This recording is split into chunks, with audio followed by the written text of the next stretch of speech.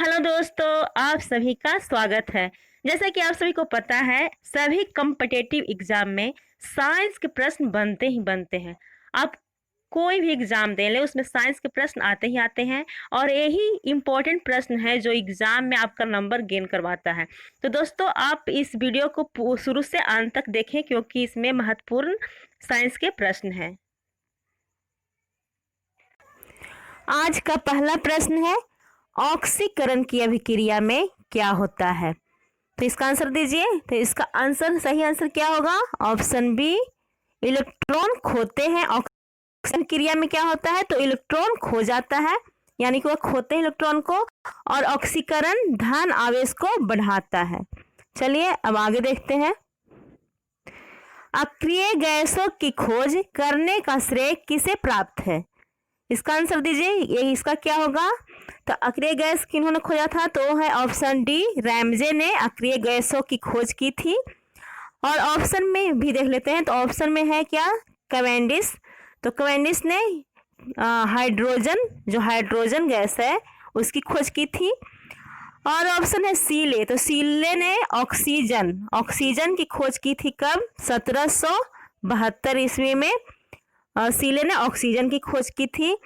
और ऑक्सीजन की खोज करने का श्रेय प्रिस्टेले, जो ऑप्शन ए है प्रिस्टेले, उन्हें भी जाता है, जो 1774 में ऑक्सीजन के बारे में बताया था। लेकिन जो सही मायने में जो जिन्हें माना जाता है ऑक्सीजन की खोज, वो कौन थे? तो सीले थे।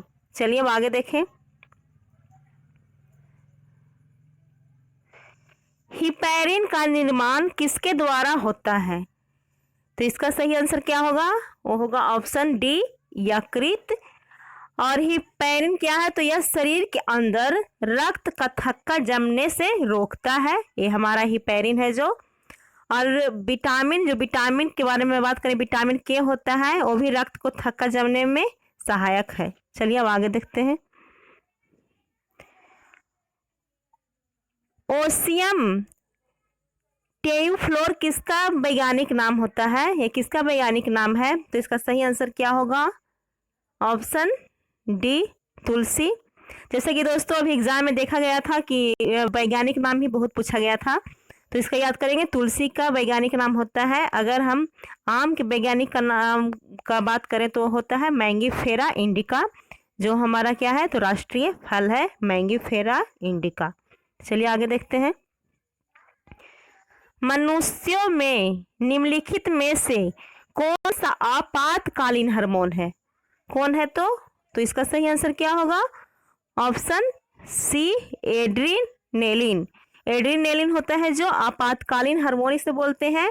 और यह उत्तेजना के समय इस हार्मोन का अधिक स्राव, मतलब कि अधिक मात्रा में उत्सर्जित होता है। जैसे कि क्रोध, भय इत्यादि होता है, तो उस समय इसका उत्सर्जन होता है इस हार्मोन का।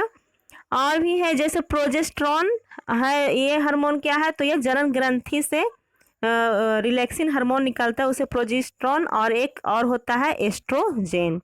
चलिए अब आगे देखें। भूख लगने पर कोई व्यक्ति सर्वप्रथम उपयोग करता है अपनी, तो क्या करता है? इसका सही आंसर दीजिए। तो ऑप्शन ए हो जाएगा ग्लाइकोजेन का। और ग्लाइकोजेन क्या होता है? तो ग्लाइकोजन ग्लूकोज का एक मल्टी ब्रांडेड पॉलीसेक्राइड होता है। ग्लाइकोजन क्या है? तो यह एक पॉलीसेक्राइड है।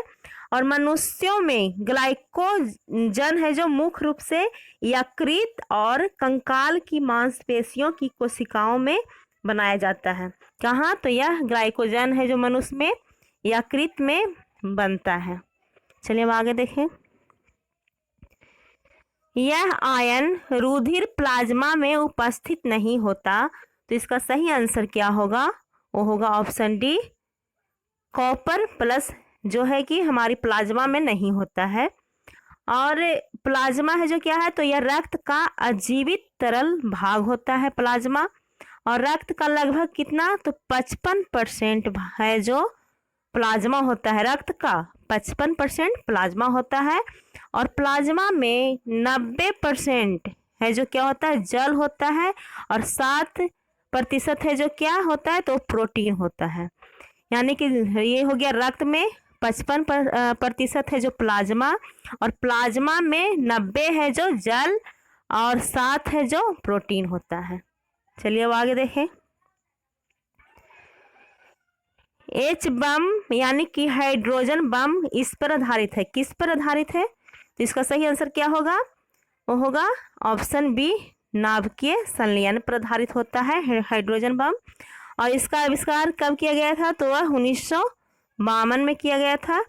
और हाइड्रोजन बम परमाणु बम से कितना? तो 1000 गुना अधिक शक्तिशाली बम होता है ये। परमाणु बम से 1000 गुना अधिक शक्तिशाली होता है। और परमाणु बम किस पर आधारित होता है? तो वह नाभिकीय विखंडन पर आधारित होता है। चलिए अब आगे देखें। यह विटामिन टोकोफेरॉल है, इसमें से कौन है जो, किसका नाम है जो टोकोफेरॉल है? इसका सही आंसर क्या हो जाएगा? ऑप्शन डी, यानी कि विटामिन ई है जो, जिसका नाम, रासायनिक नाम होता है टोकोफेरॉल। और भी ऑप्शन है, जैसे ऑप्शन ए है विटामिन ए, तो विटामिन ए का रासायनिक नाम क्या होता है? तो रेटिनॉल होता है। और बी का थायमिन, और डी का, तो डी का होता है कैल्सीफेरॉल। चलिए अब आगे देखें। क्यूरी ताप का संबंध किससे है? तो इसका सही आंसर होगा ऑप्शन सी, रेडियो सक्रियता से क्यूरी ताप का संबंध है। और रेडियो सक्रियता क्या होता है? तो इसको बता देते हैं। प्रकृति में पाए जाने वाले वे तत्व जो स्वतः विखंडित होकर कुछ अदृश्य किरणें का उत्सर्जन करता है, उसे क्या कहते हैं? तो उसे रेडियो सक्रियता कहा जाता है, यानी कुछ अदृश्य किरणें। और रेडियो सक्रियता से संबंधित कौन कौन वैज्ञानिक हैं? तो हैं बैकुरल, पियरे और क्यूरी और मैडम क्यूरी। बैकुरल थे और पियरे क्यूरी और मैडम क्यूरी। और इन्हें इसकी खोज के लिए, यानी कि रेडियो सक्रियता की खोज के लिए संयुक्त रूप से नोबेल पुरस्कार मिला था। और जो रेडियो सक्रियता के दौरान जो अदृश्य किरणें निकलती हैं वो कौन कौन से हैं? तो अल्फा, बीटा और गामा है जो अदृश्य किरणें होती है। और इन किरणों का सर्वप्रथम जो जिस वैज्ञानिक ने पता लगाया था वो कौन था? रदरफोर्ड, और वो 1902 में इसको पता लगाया था। तो दोस्तों आज का वीडियो इतना ही था। और आपको कैसा लगा है वीडियो? उम्मीद करती हूँ मेरा यह प्रयास अच्छा लग रहा होगा। तो मिलते हैं अगले वीडियो में कुछ नए प्रश्नों के साथ। धन्यवाद।